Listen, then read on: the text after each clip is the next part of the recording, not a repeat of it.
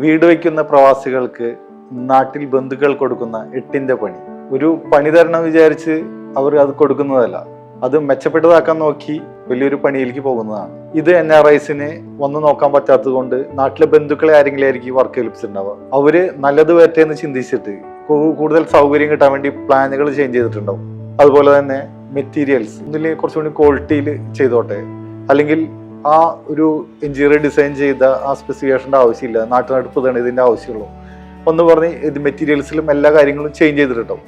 അപ്പോൾ ഒന്ന് cost vice നമ്മൾ പ്ലാൻ ചെയ്ത് വിട്ട് കൂടി പോയിട്ടുണ്ടാവും. അവർ നല്ലത് ചിന്തിച്ചിട്ട് നല്ല ക്വാളിറ്റി ഉറപ്പാക്കാൻ വേണ്ടി ചെയ്യുന്നതാണ്. കോസ്റ്റ് വൈസ് കയറി പോയിട്ടുണ്ടാവും. പിന്നെ ക്ലയൻറ്റ് അവസാനമായിട്ട് നാട്ടിൽ വരുമ്പോൾ ക്ലയൻറ്റ് വിചാരിച്ച കൺസെപ്റ്റിലായിരിക്കില്ല വീട് പണി കഴിഞ്ഞിട്ടുണ്ടാവുക.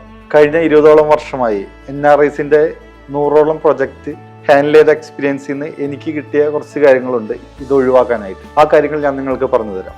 വീട് നിർമ്മാണവുമായി ബന്ധപ്പെട്ട് അറിവില്ലാത്ത ബന്ധുക്കളെയാണ് ഈ വർക്ക് ഏൽപ്പിക്കുന്നതെങ്കിൽ ഈ 3 കാര്യങ്ങൾ ഉണ്ടാകാൻ സാധ്യതയുണ്ട്. 1, ഇവർ തമ്മിലൊരു ഡിസഗ്രിമെന്റ് ഉണ്ടാകാൻ സാധ്യതയുണ്ട്. 2, പ്രൊജക്റ്റ് ഡിലേ ആവാനുള്ള സാധ്യതയുണ്ട്.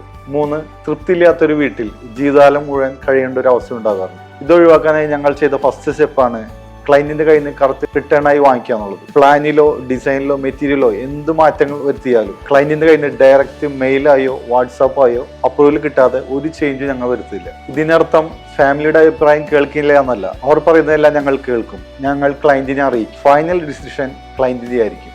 വീട് എന്നുള്ളത് എപ്പോഴും സന്തോഷമുണ്ടാകേണ്ട ഒരു സ്പേസ് ആണ്. അവിടെ ഈ പ്രശ്നങ്ങൾ ഇല്ലാതിരിക്കാൻ, ഈ കോൺഫ്ലിക്റ്റ് ഇല്ലാതിരിക്കാൻ ഞങ്ങളെ കണക്ട് ചെയ്യും.